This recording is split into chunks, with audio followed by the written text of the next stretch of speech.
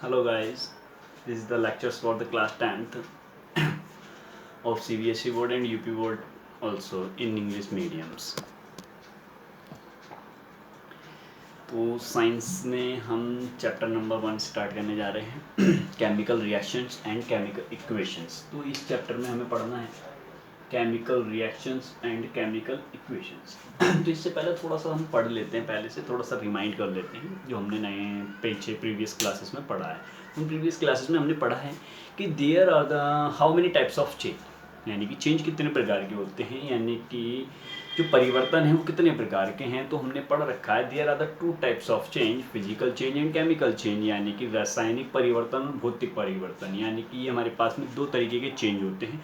उन्हीं चेंज के लेते हुए अगर हम बात करते हैं तो भौतिक यानी कि फिजिकल चेंज क्या होता है। फिजिकल चेंज में यानी कि कोई भी रिएक्टेंट रिएक्ट करते हैं लेकिन कोई नया प्रोडक्ट नहीं बनता है, ठीक है कि नहीं। यानी कि कोई भी कंपाउंड या फिर हम कह सकते हैं कुछ भी जो भी प्रोडक्ट बना है वो कुछ नई प्रॉपर्टी नहीं रखता है, सिमिलर पहले की तरह ही रहता है, तो हमको फिजिकल चेंज। लेकिन केमिकली चेंज यानी कि 2 or more reactant react with each other and forms a new product, यानी कि दो रिएक्टेंट रिएक्ट करेंगे यानी कि 2 एलिमेंट मिलकर के एक नया एलिमेंट बनाए या फिर 2 से ज़्यादा एलिमेंट मिलकर के एक नया एलिमेंट बनाए, दैट इज केमिकल चेंज। तो सबसे पहले केमिकल रिएक्शंस को हम पढ़ लेते हैं। Chemical reaction,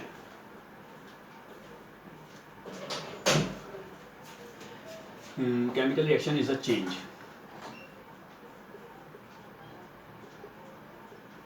chemical reaction is the change in which 2 or more reactant to each other and form a new product is called chemical reaction। यानी कि हमने लिख दिया, सब डेफिनेशन पूरी डिफाइन कर दी है कि यानी कि केमिकल रिएक्शंस वो रिएक्शंस होंगी जिसके अंदर या फिर एक ही चेंज है, that is change. Chemical reaction कुछ नहीं है, that is a only change in which 2 or मोर, मैंने बताया था 2 हो सकते हैं, 2 से ज़्यादा भी हो सकते हैं, रिएक्टेंट रिएक्ट करेंगे इस अदर और बनाएंगे एक नया substance, that is called chemical reaction. तो केमिकल रिएक्शन में एक एग्जांपल ले लेते हैं कि क्योंकि ये मुझे पता नहीं है कि टर्म्स क्या हैं, यानी कि ये जो रिएक्टेंट हैं वो क्या हैं और ये प्रोडक्ट है वो क्या है हमारी रिएक्शन के अंदर, इनको हमने एक्सप्लेन करना है। तो हमने कहा सोडियम की रिएक्शन करानी है वाटर से, सोडियम की रिएक्शन वाटर से कराओगे तो बनेगा NaOH, sodium hydroxide plus hydrogen gas evolve होगी। ये रिएक्शंस को बैलेंस बाद में करना सीखेंगे, अभी हम सिर्फ रिएक्शंस पढ़ रहे हैं, ठीक है। यानी कि सोडियम की रिएक्शंस वाटर से कराने पर सोडियम हाइड्रोक्साइड बनता है और हाइड्रोजन गैस इवॉल्व होती है।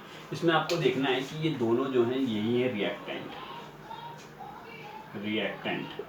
और ये जो बन के आए हैं ये दोनों ही के दोनों ही हमारे पास में प्रोडक्ट कहलाएंगे,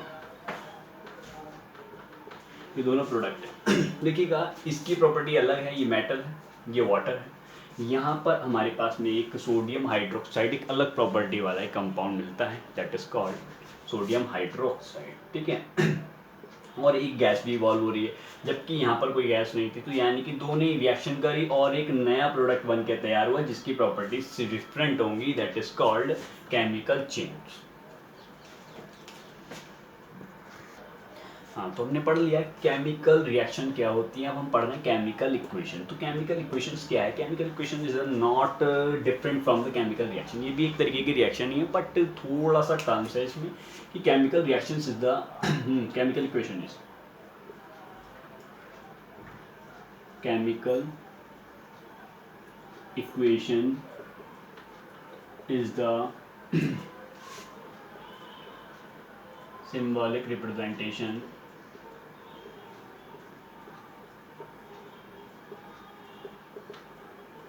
of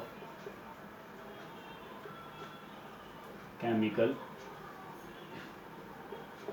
इक्वेशन, केमिकल रिएक्शन। हाँ, तो केमिकल इक्वेशंस कुछ नहीं, chemical equation is the symbolic representations of the chemical reaction, यानी कि केमिकल रिएक्शन को जब हम इसके सिंबल की फॉर्म में रिप्रेजेंट करते हैं, that is called chemical equations. तो केमिकल इक्वेशंस का एक एग्जांपल लेते हैं, और एग्जांपल हमने कहा magnesium react with oxygen and form magnesium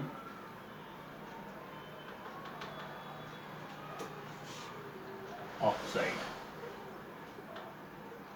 यानी कि मैग्नीशियम्स रिएक्ट करने के बाद ने मैग्नीशियम्स ऑक्सीजन के साथ रिएक्ट करने के बाद ने क्या बनाता है, मैग्नीशियम्स ऑक्साइड बनाता है, that is called chemical reactions. यानी कि केमिकल रिएक्शंस है जो हमने लिखी, लेकिन सिंबॉलिक रिप्रेजेंटेशन करेंगे हम। सिंबॉलिक से पहले थोड़ा सी इसकी वर्ड इक्वेशन देख लेते हैं। Word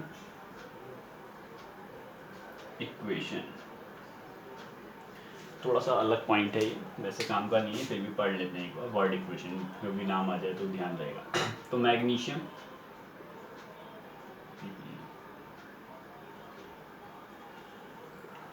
magnesium plus oxygen, magnesium oxygen से रिएक्ट करके क्या बनाता है, मैग्नीशियम ऑक्साइड, मैग्नीशियम ऑक्साइड बनाता है। ठीक है, तो ये कहलाती है वर्ड इक्वेशंस। अब जो है chemical equation,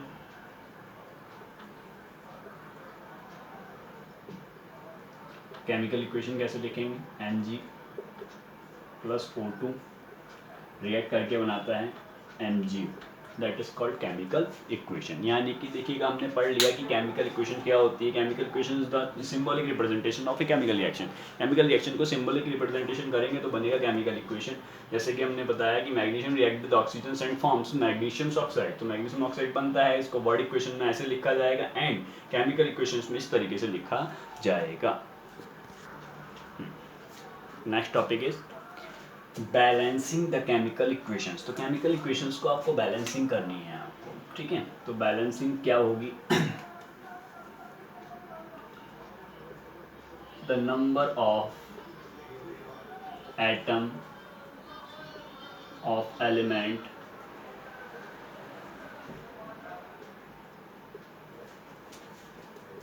on either side, either नहीं बोलेंगे, बोथ साइड है, बोथ साइड ब्रैकेट में लिख लेते हैं, reactant and product. The number of atoms of element on both sides, reactant and product, remains same is called balanced chemical reaction। यानी कि किसी भी केमिकल इक्वेशंस के अंदर अगर हम बात करें, केमिकल इक्वेशन बोलेंगे, तो केमिकल इक्वेशंस के अंदर अगर दोनों तरफ के एलिमेंट, भाई एलिमेंट ही रिएक्ट करते हैं, तो एलिमेंट रिएक्ट करते हैं तो उसके अंदर हमारे पास रिएक्टेंट एंड प्रोडक्ट होते हैं, यानी लेफ्ट साइड में और राइट साइड में। तो दोनों के अंदर या इंडिविजुअल्स एलिमेंट के अंदर नंबर ऑफ एटम्स दोनों साइड में सेम होंगे, तब हम उसको कह सकते हैं ये एक बैलेंस्ड केमिकल इक्वेशन है। तो बैलेंस केमिकल इक्वेशंस को बैलेंस करना, तो बैलेंसिंग केमिकल इक्वेशंस में हम डिस्कस कर लेते हैं। जो सबसे पहला एग्जांपल पढ़ा था हमने,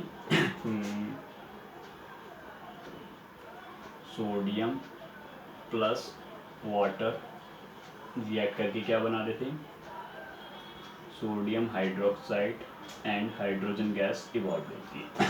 तो एरो जो बताता है गैस इवॉल्व होना। तो यहाँ पर हमने कहा सोडियम एक है, यहाँ पर भी एक है, मैं चेक करते चले, यहाँ पर मैं लिख देता हूँ कि हमारे पास सोडियम है, हाइड्रोजन है, ऑक्सीजन है, ये सब है हमारे पास में रिएक्टेंट। अब इधर डिस्कस कर लेते हैं। प्रोडक्ट की। प्रोडक्ट में कौन कौन से हैं हमारे पास में, वहाँ पर भी सोडियम है, ऑक्सीजन है, हाइड्रोजन है, इन तीन के अलावा कुछ भी नहीं है। अब चेक करो कि जरा कौन कौन सी चीज़ें कहाँ कहाँ पर बैलेंस है। सबसे पहले सोडियम देखें, रिएक्टेंट पे 1 है, हाइड्रोजन कितने हैं 2 हैं, ऑक्सीजन का 1 है। अब जरा प्रोडक्ट पर आ जाओ, सोडियम का 1 है, ऑक्सीजन 1 है, हाइड्रोजन के 2 हैं। चेक करो बैलेंस की केमिकल इक्वेशन, हाइड्रोजन के 2 नहीं है, 2 और 1 3। हाँ तो हाइड्रोजन यहाँ 2 और यहाँ 3 है। यही थोड़ा सा फॉल्ट है, आपको बैलेंस करने हैं जो मैंने अभी बताया कि प्रोडक्ट में और रिएक्टेंट दोनों में एलिमेंट के नंबर ऑफ एटम सेम होने चाहिए। तो देखिएगा रूल्स तो काफ़ी सारे हैं, लेकिन रूल्स को एक अलग रखते हुए हम डिस्कस करेंगे कि बैलेंस कैसे करें, ठीक है। तो बैलेंस करने का तरीका देखें, हाइड्रोजन के 2, हाइड्रोजन के 2 क्लियर है, 2 और 1 3, बस यही बैलेंस नहीं है। अब जरा चेक करो कि अगर मैं यहाँ 2 लगा देता हूँ कितना होगा, 2 2 जा 4 हाइड्रोजन के हो गए, यहाँ पर तो 4 नहीं है, तो यहाँ पर 2 हैं तो यहाँ पर भी 2 हो जाए, कितने हो गए 2 और 2 4 हो गए। लेकिन अब ध्यान से देखो ऑक्सीजन के 2, तो ऑक्सीजन के भी 2 हैं, सोडियम के 2, लेकिन सोडियम के 2 नहीं है, तो यहाँ पर भी आपको क्या लगाना पड़ेगा 2। तो यहाँ पर जिस इक्वेशन के अंदर मैंने जो करेक्शन करा है, तो इसी तरीके से आपको बैलेंसिंग करनी होगी, यानी कि एटम्स को चेक करना पड़ेगा कि रिएक्टेंट में और प्रोडक्ट में दोनों में कि एग्जैक्टली किसको इक्वल करा जाए, ठीक है। थोड़ा थॉट्स है। और बाकी का जो इस चैप्टर का जो भी आप प्रीवियस देखेंगे या रिजल्ट देखेंगे, तो इस चैप्टर का रिजल्ट जब आएगा जब हम आगे के चैप्टर को बहुत अच्छे से पढ़ लेंगे, क्योंकि मोस्ट ऑफ केमिकल इक्वेशन जब हमें याद हो जाती हैं तो उन्हें बैलेंसिंग करने में बहुत इजीली हो जाता है हमारा, ठीक है। तो फिजिकल स्टेट और पढ़ लेते हैं हम, क्योंकि केमिकल सिंबॉलिक रिप्रेजेंटेशंस में वो जो है हमारे थोड़े से हेल्पफुल होते हैं और उसमें रिप्रेजेंट में हमें यूज़ भी करने हैं। जैसे कि सबसे पहला है हमारे पास में सॉलिड, लिक्विड, गैस, एक्वस, ठीक है। तो इस तरीके से हमारे पास में ये 4 मीडियम होंगे। सॉलिड होगा, सॉलिड यानी कि आपको मालूम है, लिक्विड मालूम है, गैस मालूम है, एक्वस क्या है, मतलब कि वाटर फॉर्म, वाटरिंग फॉर्म को हम एक्वस इस्तेमाल करेंगे, कि वाटर के रूप में मिलेगा तो हम एक्वस बोल देंगे। सॉलिड को आप कुछ नहीं लिखेंगे, एस लिख देंगे डायरेक्ट, लिक्विड को आप एल बना देंगे, गैस को गैस बना देंगे जी, और एक्वस के लिए आपको कुछ नहीं करना है, ए और क्यू इस्तेमाल करना है, ठीक है कि ऐसे कुछ एक रिएक्शन का एग्जांपल लेने के बाद में मैं रिएक्शन को फॉलो कर लेता हूँ। जैसे कि मैथन करने लगे,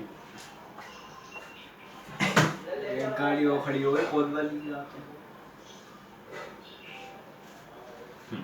तो हम ले लेते हैं एग्जांपल, वही प्रीवियस एग्जांपल को रिपीट कर देते हैं। सोडियम प्लस वाटर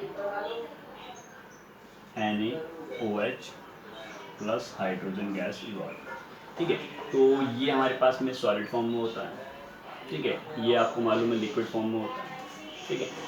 ये एक्वस फॉर्म में मिलेगा, यानी कि वाटर के अंदर, लेकिन वाटर है नहीं, ठीक है। और ये हाइड्रोजन यानी कि गैस। तो ये इस तरीके से हमारे पास में फिजिकल स्टेट को भी एक सिंबलिक फॉर्म में लिखा जाएगा, एक्वस यहाँ लिख देंगे, ठीक है, जगह नहीं है।